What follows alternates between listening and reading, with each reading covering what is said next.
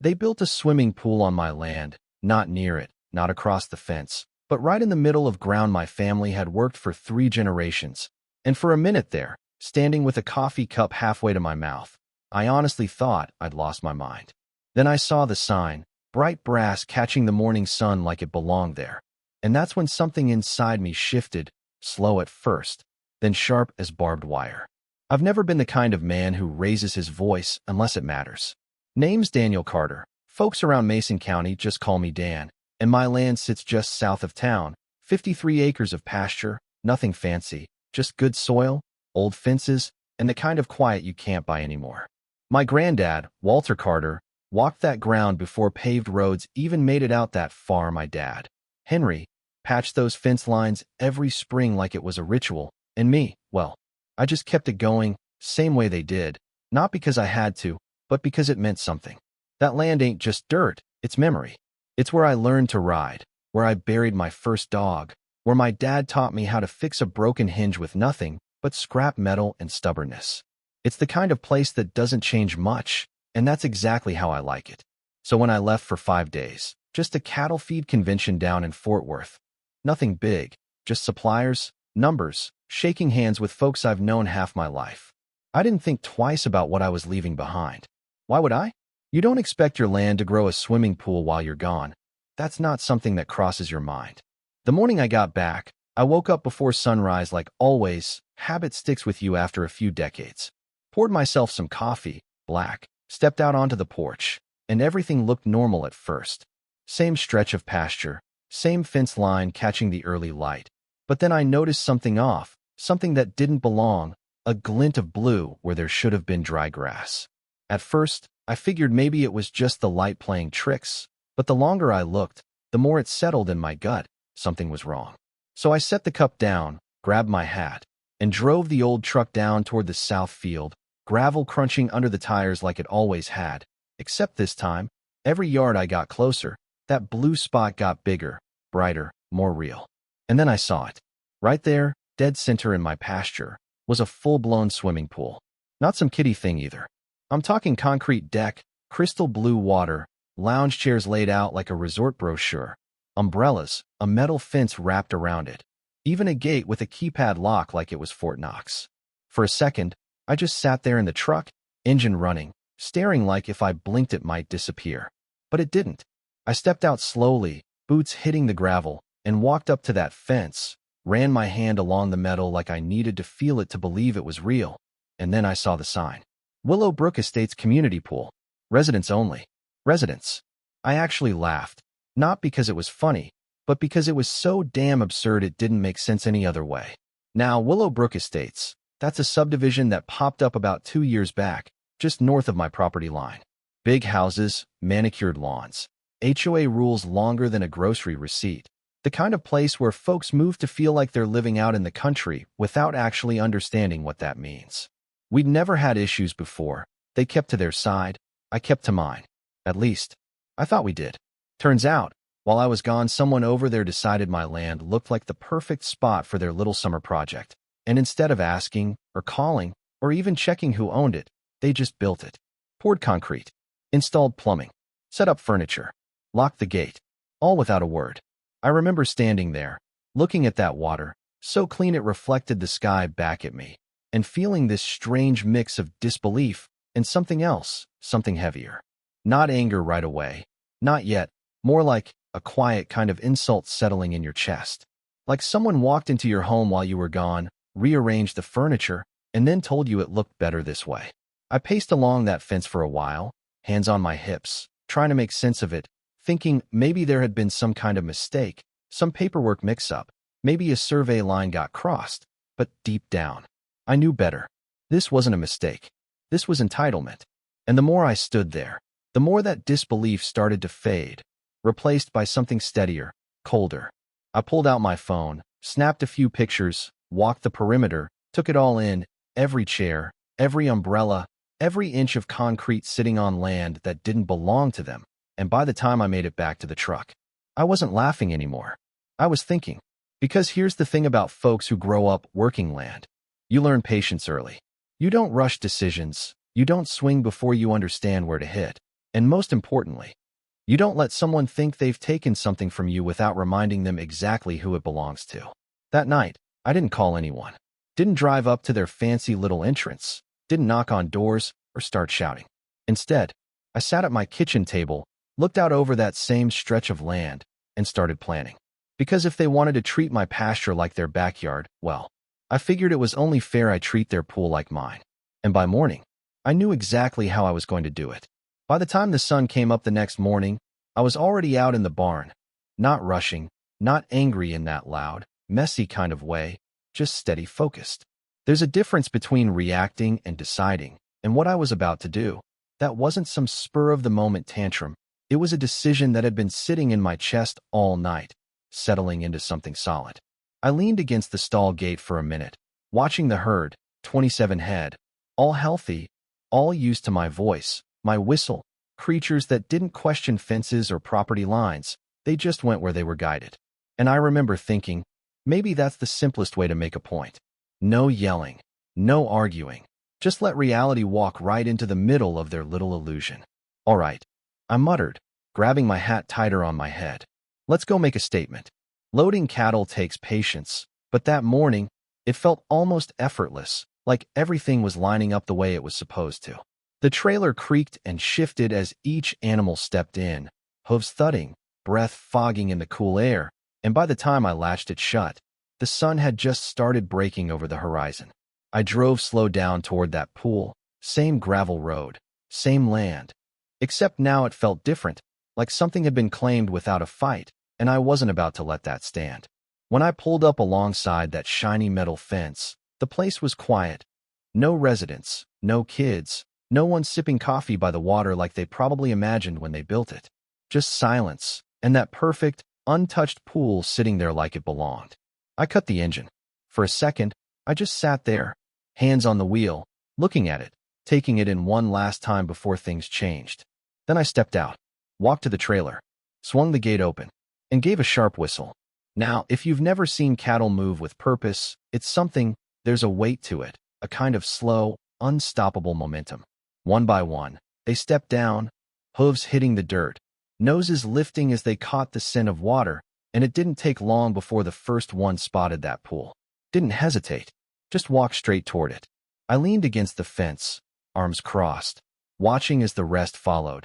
Pushing through the open gate, I'd unlatched, stepping onto that clean concrete like it was just another patch of ground. And then chaos. The first cow dipped her head and started drinking, big slow gulps of that pristine blue water. Another wandered down the shallow steps, hooves slipping a little before finding balance, and within minutes, the whole place transformed. Chairs tipped over. Umbrellas got knocked sideways. Water sloshed out onto the deck, mixing with mud and manure in ways I guarantee those HOA folks never pictured when they approved their design plans. I'll admit, I let out a chuckle, low, under my breath, because the contrast was just too perfect. Yesterday, it looked like something out of a magazine. Now it looked like a stock pond. One of the younger steers kicked at the edge of the deck, testing it like he didn't quite trust it. Another one snorted and shook its head, spraying water everywhere. And pretty soon, that crystal-clear pool turned cloudy, then brown, then something I don't think any cleaning crew on Earth would volunteer to deal with. I didn't rush them, didn't try to control it, just stood there, watching, letting it happen. Because every hoof print, every overturned chair, every ripple in that water was saying something louder than I ever could. This is not yours. By the time the sun climbed higher, you could already tell the damage was done. That place wasn't a community pool anymore. It was part of the pasture, whether they liked it or not. I loaded the cattle back up later that afternoon, not because I had to, but because the point had been made. No need to overplay your hand. That's something my dad used to say. You make your move, then you step back and let it land. And land it did. Next morning, my phone started ringing before I even finished pouring coffee. Unknown number. I let it ring once, twice, then picked up. Mr. Carter, a woman's voice, tight, controlled in that way people sound when they're trying not to panic. That's me. This is Linda Park, Secretary for Willow Brook Estates Homeowners Association. We need to discuss. You mean the pool? I cut in, taking a sip of coffee like we were talking about the weather. A pause. Yes, the situation at the pool. Seems fine to me, I said. Water's being used. Cattle looked pretty happy. That silence stretched a little longer this time. Sir, your livestock caused extensive damage to private property. I actually smiled at that. Private, I said, setting the mug down. Ma'am, that pool is sitting on my land. Your property's the one trespassing. She didn't have an answer for that. Not a real one anyway. Well, we will be consulting legal counsel. Good, I said, calm as ever. I already did. That was the first call. The second came not 20 minutes later. This one had a different tone, deeper voice, more practiced. Daniel Carter. The man said, no introduction needed. This is Richard Hale, representing Willow Brook Estates. Morning, Richard. I'm going to advise you, very strongly, to remove any remaining livestock from the premises and refrain from further interference. Interference, I repeated slow. That what you're calling it? You are escalating a situation that can be resolved professionally. I leaned back in my chair, looking out the window toward that same patch of land, now quiet again, but not untouched. Richard, I said, let me ask you something. When your clients poured that concrete, did they think that was professional? Another pause, shorter this time. We are willing to negotiate compensation. Too late for that. You're exposing yourself to liability. I let out a breath, not angry, just tired of the script. No, I said, what I'm doing is documenting. And that's when I told him. About the drone footage. About the photos. About the survey lines I'd already pulled from county records. And then, just to make sure it landed, I mentioned the call I'd gotten from a reporter in town. That shifted the tone real quick. You've involved the media? He asked. Didn't have to, I said. They got interested on their own. Funny how that works. What I didn't say was that I'd made sure they got interested. Because this wasn't just about me anymore. This was about a group of people thinking they could take something simply because they had the money to build on it. And I wasn't about to let that slide quietly. By the end of that day, the calls stopped. But the story, that was just getting started. By the end of that week, the whole thing had taken on a life of its own. Bigger than me. Bigger than a patch of land. Bigger even than that ridiculous pool sitting out there like it still didn't understand where it was. The story hit the local paper first. Then a regional site picked it up, and before long, folks I hadn't heard from in years were calling just to ask if it was really true. Dan, you serious? They built a whole pool on your pasture. Yup. And you put cows in it. Yup. There'd be a pause, then laughter, the kind that carries a little disbelief with it. But not everyone was laughing. See, over in Willow Brook Estates, things were getting tense. I didn't have to step foot in there to know it either. Word travels fast in a small county, especially when something embarrassing hits the front page. People talk at the feed store, at the diner, in line at the hardware shop, and what I kept hearing was the same thing over and over. Residents were furious. Not at me, not really. At their HOA. Turns out, that pool had been pitched as this big selling point, centerpiece of the community, place for families, kids, summer barbecues, something folks had been paying into for months. And now? Now it was a muddy, contaminated mess that smelled like exactly what you'd expect after 27 head of cattle had their way with it. Kids showed up that weekend expecting to swim, only to find hoof prints, overturned chairs, and water nobody in their right mind would step into. I heard one family drove straight back out of the neighborhood after seeing it, didn't even unpack the cooler they'd brought. And at the center of all that frustration was a man named Victor Langford, president of the HOA. I'd seen him once or twice before, always dressed like he was heading to a golf course, even when he was just standing at the edge of his property, tan that didn't come from working outdoors, smile that felt just a little too practiced. The kind of guy who shakes your hand while already thinking about what he wants from you. He showed up on my land 3 days after the story broke. Didn't call ahead, just drove his shiny SUV right up my gravel road like he owned the place, which, I guess, was fitting considering everything. I was out by the fence line when he stepped out, sunglasses on, jaw tight, trying to look in control of a situation that had clearly gotten away from him. Mr. Carter, he called out, walking toward me. I didn't move much, just rested my arms on the fence post. Victor, I said, like we were old friends. His eyes flicked past me, toward the pool in the distance, still sitting there, still ruined. This situation, he started, choosing his words carefully, has escalated far beyond what it needed to be. I tilted my head a little. Funny, I said. I was thinking the same thing when I saw a swimming pool on my pasture. His lips pressed into a thin line. There was a surveying error. No, I said, calm, steady. There was a decision. He took a step closer, lowering his voice like that made it more serious. We invested a significant amount of money into that construction, and not a dime of it went to the person who owns the land, I replied. Another pause, tension stretching between us like a wire pulled tight. We're prepared to fix this, he said finally. Drain the pool, remove the structure, restore the land to its original condition, and compensate you for any damages. Now, I'll admit, that was the moment a lot of folks expected me to say yes. Clean resolution, everything goes back to normal, shake hands and move on. But standing there, looking past him at that patch of land, I realized something. They hadn't just made a mistake. They'd made an assumption that they could take, build, decide, and then clean it up later once someone pushed back hard enough. And if I let it in that way, then what did that really change? I scratched my chin a bit, let the silence sit just long enough to make him uncomfortable. Appreciate the offer, I said. But no. His brow furrowed. No, that's not a reasonable position. I gave a small shrug. Neither is building a pool on someone else's land. His composure slipped just a little there. Not much, but enough. Then what exactly do you want, Mr. Carter? And there it was. The question. I pushed off the fence, took a couple steps closer, so he couldn't pretend this was some distant negotiation. You like the pool? I asked. He blinked, thrown off. That's not the point. Sure it is, I said. Because here's the thing. I don't need a pool.